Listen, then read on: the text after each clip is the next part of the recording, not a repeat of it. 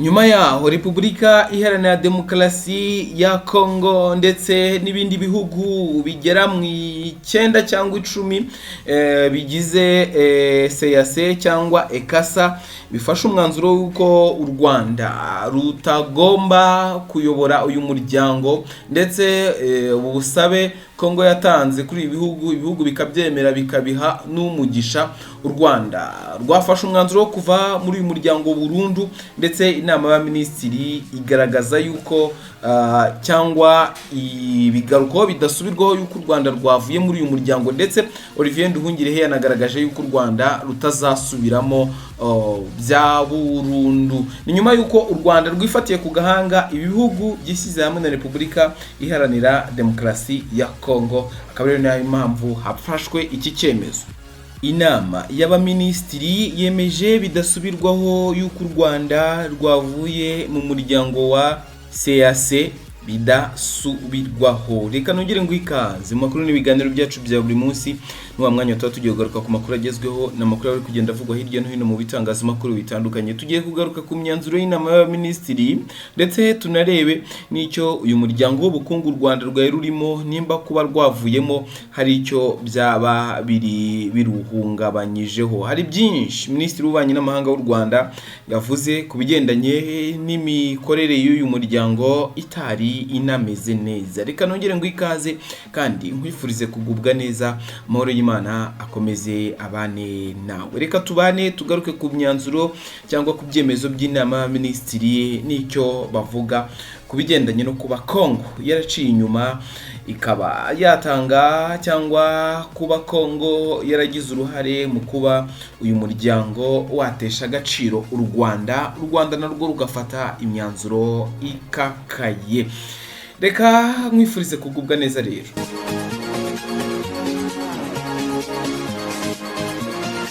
Nkuko nari maze kubivuga, RDC ngo yishe amategeko ya CEEAC igamije kwanduza isura y'u Rwanda no kurushotora ibyemezo by'inama y'abaminisitiri. Iyi nkuru ikomeza igira iti guverinoma y'u Rwanda yashimangiye ko yafashe icyemezo cyo kuva mu muryango w'ubukungu w'ibihugu byo muri Afurika yo hagati ya ECASA cyangwa se CEEAC, kuko ibihugu biwugize byawukoresheje nabi bigamije kubangamira u Rwanda, hamwe no kuba Repubulika Iharanira Demokarasi ya Kongo yarishe ku mugaragaro amahame n'amategeko y'uyu muryango igamije kwanduza isura y'u Rwanda ndetse no kurushotora.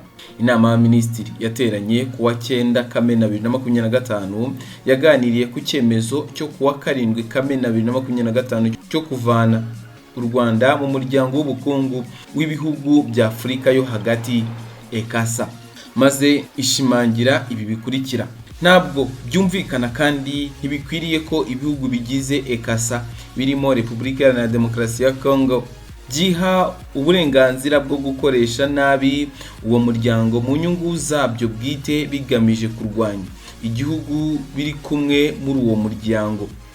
Nk'igihugu cyari giherutse kuyobora ECASA kuva muri Gashyantare 2023 kugeza muri Gashyantare 2024, Repubulika Iharanira Demokarasi ya Kongo yishe ku mugaragaro amahame n'amategeko y'uyu muryango igamije kwanduza isura y'u Rwanda ndetse no kurushotora. Ibi bikaba byaramenyeshejwe ku mugaragaro ibihugu byose bigize ECASA, ariko nta cyakozwe ngo bihagarare. Iyo mikorere mibi yangiza isura y'u Rwanda yarakomeje no mu gihe cy'ubuyobozi bwisumbuye bwa Repubulika Iharanira Demokarasi ya Kongo. Intambara yo mu burasirazuba bwa Repubulika Iharanira Demokarasi ya Kongo yari yaratangiye n'ubundi mbere yuko RDC ifata ubuyobozi bwa ECASA muri 2023. Bityo rero iyo ntambara ntiyari ikwiye gushingirwaho mu byemezo biherutse gufatwa. Ni ngombwa kwibutsa ko ari igihugu cya Repubulika Iharanira Demokarasi ya Kongo ubwacyo cyatangije iyo ntambara ubwo cyagabaga ibitero ku baturage bacyo mu mpera z'umwaka wa 2023. Byongeye kandi RDC ntacyo yafashije intara zayo zo mu burasirazuba, maze zigarurirwa n'imitwe y'inyeshyamba yitwaje intwaro irenga 200 igizwe n'iy'imbere mu gihugu ndetse n'iyaturutse mu mahanga, bikaba bigira ingaruka ku mutekano w'ibihugu by'abaturanyi. Repubulika Iharanira Demokarasi ya Congo RDC yagiye ikomeza gushyigikira no gutera inkunga umutwe wa FDLR ugizwe n'abasize bakoze jenoside mu Rwanda mu bikorwa byinshi bigamije guhungabanya u Rwanda. Ibyo byose bikorwa harimo no kwirengagiza kubahiriza imyanzuro 20 y'akanama k'umuryango w'abibumbye gashinzwe umutekano ku isi. Umwanzuro uheruka w'ako kanama ufite nimero 2773 ushinja leta ya Repubulika Iharanira Demokarasi ya Congo gutera inkunga no gushyigikira FDLR, ugasaba ko iyo nkunga ihagarara kandi uwo mutwe ushyigikiwe na Kinshasa ukarandurwa burundu. Gukorana n'umutwe wahawe ibihano n'umuryango w'abibumbye bihabanye n'amategeko, inshingano n'ubufatanye mpuzamahanga, kugaba kenshi ibitero bikomeye byambukiranya imipaka no kurasa ku Rwanda bikozwe na FARDC ifatanyije na FDLR, kimwe no kwigamba kwa Perezida Tshisekedi wiyemerera ku mugaragaro ko ategura guhirika leta y'u Rwanda. Ibyo byose binyuranyije n'ingingo ya 3 y'amasezerano ya ECASA yerekeye imibanire myiza y'ibihugu by'abaturanyi. Uburenganzira bw'ibihugu byose bigize ECASA bugomba kubahirizwa uko bwakabaye mu buryo bungana nta vangura. RDC ikwiye kwita ku bibazo bikomeye by'imbere mu gihugu bimaze igihe, aho kwirirwa ishinja ibindi bihugu mu nama mpuzamahanga ishaka kwihunza inshingano zayo. U Rwanda ruzakomeza guharanira amahoro binyuze mu biganiro no kugira uruhare rwuzuye mu nzira y'amahoro ayobowe na Afurika ndetse n'izindi gahunda zo guharanira amahoro ziriho zishyigikiwe na Leta Zunze Ubumwe za Amerika n'igihugu cya Katari. Inama y'Abaminisitiri yongeye gushimangira icyemezo cy'u Rwanda cyo kuva burundu umuryango w'ubukungu bw'ibihugu byo muri Afurika yo hagati ECASA. Ibyo ni ibyavuye ni bimwe mu byemezo by'inama y'Abaminisitiri, kuko inama y'Abaminisitiri yateranye hafatiwemo ibyemezo bitandukanye. Hari imishinga yemerejwemo, hari yemeje abahagarariye ibihugu n'imiryango mpuzamahanga mu Rwanda batandukanye. Ni byinshi byavugiwemo, ariko nagira ngo twibande kugendanye no kuba u Rwanda rwavuye muri uyu muryango wa ECASA. Rimwe ni ECASA cyangwa ukitwa CAC bitewe n'uko wabyita. U Rwanda kuba rwavuye muri uyu muryango nibyo twe turi kugarukaho, bikaza kuza no kwemezwa n'inama y'Abaminisitiri. Benshi bibazaga bati uyu muryango w'ubukungu kuba u Rwanda rwawuvuyemo, ese hari igihombo kirimo cyangwa u Rwanda rwaba ruraza kuza guhura n'igihombo gikomeye kuba rwavuye muri uyu muryango? Reka ibyo nabyo tuze tubireba, ariko mbere yuko tubireba reka tubanze tugaruke n'ubusanzwe ku ntenge zari ziri muri uyu muryango. By'umwihariko turaza kuza kugaruka ku byatangajwe na Minisitiri w'Ububanyi n'Amahanga n'Ubutwererane Ambasaderi Olivier Nduhungirehe.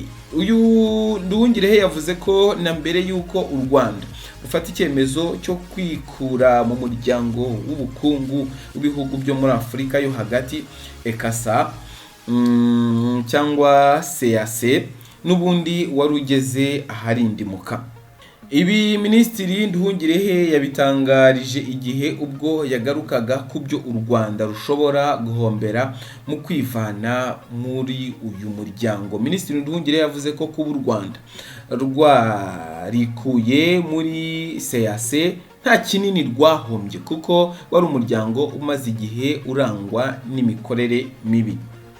Yagize ati ubundi u Rwanda nta kintu kigaragara rwungukiraga muri uyu muryango w'ubukungu bw'ibihugu bya Afurika yo hagati, kuko uyu muryango uri mu miryango y'akarere ka Afurika yunze ubumwe idakora neza, cyangwa ka African Union.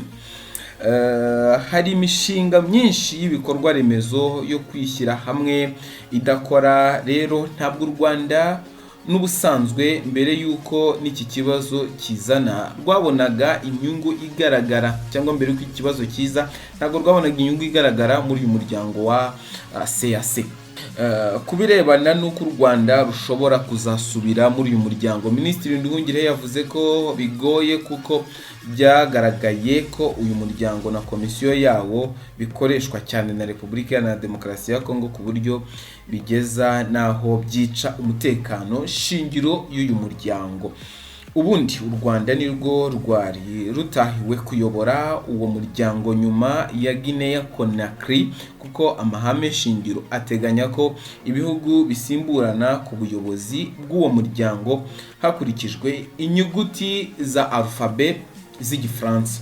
Gusa ibyo siko byagenze, kuko mu nama ya 26 y'abakuru b'ibihugu bya CAC yabereye i Malabo wa gatandatu, Repubulika Iharanira Demokarasi ya Kongo RDC yasabye ko u Rwanda rutahabwa uwo mwanya ibindi bihugu biwugize nabyo biwuha umugisha. Ibyo byatumye u Rwanda rufata umwanzuro wo kwikura muri uwo muryango. Minisitiri Nduhungirehe ati rero kugira ngo umuryango nk'uyu utubahiriza amategeko yawo cyangwa utubahiriza amategeko yawo, u Rwanda ruzawusubiremo byagorana.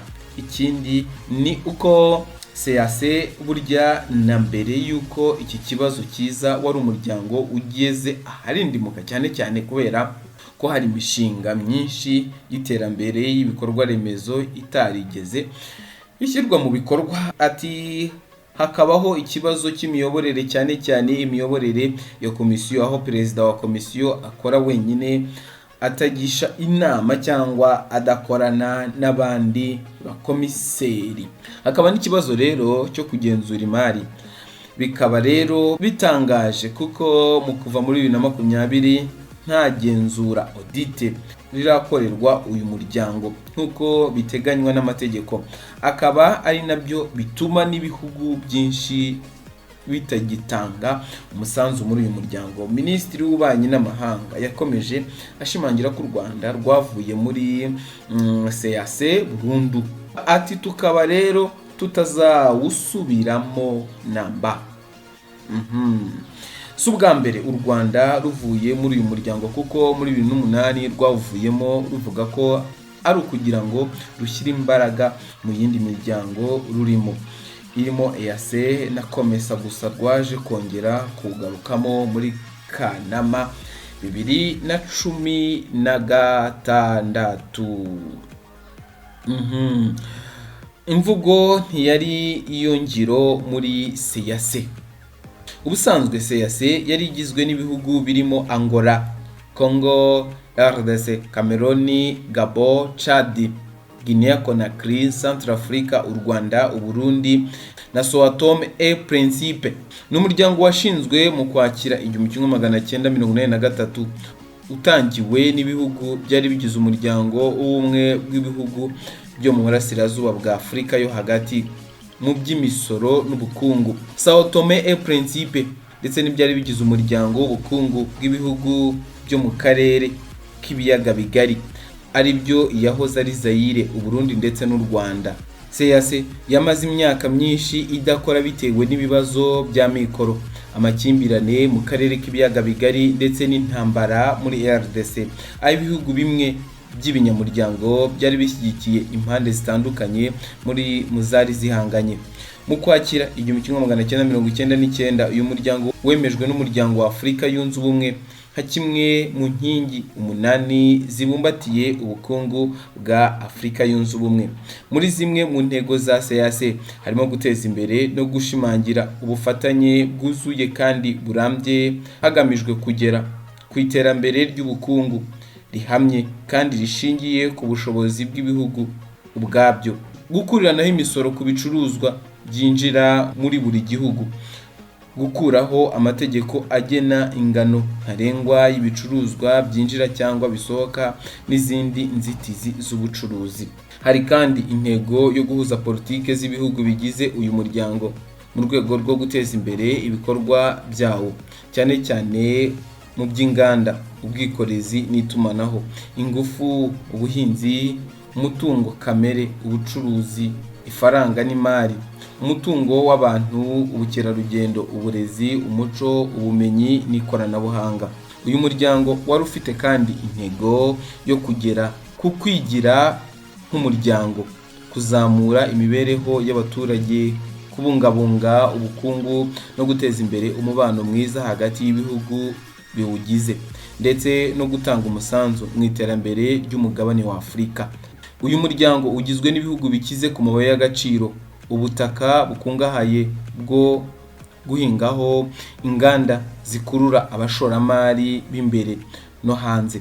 Byari gutuma koroshya ubuhahirane bw'ibihugu bigize uyu muryango, byari kugira inyungu nziza kuri buri gihugu n'u Rwanda rurimo. Ibi bihugu biri ku buso bwa kilometero kare zirenga miliyoni 6, bikaba bituwe n'abaturage barenga miliyoni 200. Byatumye ubuhahirane butanga umusaruro ku bashoramari batandukanye bo muri ibyo bihugu. Umusaruro w'ibyo bihugu ubarirwa mwagera kuri miliyari 300 z'amadolari, bishingiye ku bukungahare bwa bimwe mu bihugu ku bijyanye n'ubucukuzi bw'ibikomoka kuri peteroli, ubw'amabuye y'agaciro, ubuhinzi ndetse n'amashyamba. Ibyo byose byumvikana nk'ibyari kubyarira umusaruro buri gihugu kinyamuryango harimo n'u Rwanda, ariko uko bigaragara mu nyandiko bihabanye n'uko byagaragaye mu ngiro, bitewe ahanini n'imikorere mibi yagiye iranga uyu muryango, nk'uko Minisitiri Nduhungirehe yabisobanuye ko hari imishinga myinshi yagiye ihera mu mpapuro ntishyirwe mu bikorwa. Ati CAC iri mu miryango ya nyuma muri Afurika ikora neza. Yavuze ko ibyo bibazo u Rwanda rwarabyihanganiye, rushishikariye gufatanya n'abandi banyamuryango gushaka ibisubizo byabyo, kugeza ubwo RDC yazanaga iby'ibyo birego mu gihe u Rwanda rwari rugiye gufata umwanzuro w'ubuyobozi nk'uko biteganywa n'amahame shingiro. Yakomeje agaragaza uruhare rwa RDC mu mikorere mibi y'uwo muryango kuva ku gihe yari uyoboye muri 2023, kuko yimye ijambo uwari uhagarariye u Rwanda muri uwo muryango, kandi bwari uburenganzira bw'u Rwanda kugiramo ijambo nk'abandi banyamuryango. Anavuga ko ari kimwe mu bihugu bidatanga umusanzu kuko ishobora kuba imaze imyaka 10 idatanga umusanzu muri uwo muryango. Ubundi buri gihugu kinyamuryango cyasabwaga gutanga 1% ku misoro cyinjije ku bicuruzwa byaturutse hanze y'ibihugu bigize uwo muryango, ariko RDC n'ibindi bihugu bimaze imyaka bitabyubahiriza. Jangayo nguko mu bandi bantu bavuze yuko u Rwanda ntacyo rurahomba cyane kuba rwavuye muri uyu muryango, harimo uwahoze ahagarariye Amerika muri Afurika wagaragaje ko nta kinini u Rwanda ruzahomba nyuma yo kwikura muri CAC. Yitwa Tiboli Nagi, wabaye Minisitiri w'Ububanyi n'Amahanga wungirije wa Leta Zunze Ubumwe za Amerika ushinzwe Afurika kuva muri 2018 kugeza muri 2021, yagaragaje ko nta kinini u Rwanda ruzahomba nyuma yo kwikura mu muryango wa Afurika yo hagati. Uyu wabaye ambasaderi wa Amerika muri Guinea ndetse na Ethiopia yagaragaje ko n'ubusanzwe CAC ari wo muryango udatanga umusaruro ku mugabane wa Afurika, kandi ko uzarushaho kuba mbi nyuma yaho u Rwanda ruyivuyemo. Yagize ati nta gihombo kinini u Rwanda ruzagira nyuma yo kuva muri CAC. N'umuryango udakora neza muri Afurika, ukora bike birenze inama igira. CAC izaba mbi kurushaho, itagira u Rwanda kurusha uko u Rwanda rwaba rutayirimo. Ngayo nguko hari n'abandi benshi bibazaga bati kuba u Rwanda rwavuye muri CAC iraza kuza guhomba iki, ariko ndi kubona ahangahe umunyamerika yavuze yuko CAC ihombye cyane, ko ishobora kuba mbi cyane kuba u Rwanda rutayirimo, ariko wenda twakomeza tukayikurikirana tukareba ingingo ku ngingo, akadomo ku kadomo. Ese twamaze kubona yuko u Rwanda rusa nkaho nta kintu ruhombye cyane kubera ko n'ubusanzwe imikorere y'uyu muryango itakoraga neza, ariko nanone twabona yuko ari umuryango wari urimo ibihugu bikungahaye ku bintu by'ubukungu bw'amabuye y'agaciro, ndetse mbese ku bukungu kamere, ku mutungo kamere, ku buryo byari kuzafasha n'u Rwanda, ariko kuba imiyoborere itari imeze neza nanone bikaba bipfuye. Nanone tukabona abandi bantu bavuga yuko kuba u Rwanda ruvuyemo bigiye guhombya uyu muryango. Ese uyu muryango urahomba mu buryo bumeze gute? Urahomba amabuye y'agaciro yavaga mu Rwanda, urahomba ubuhinzi bwabaga mu Rwanda, urahomba iki mu kuri u Rwanda rwajyanagamo?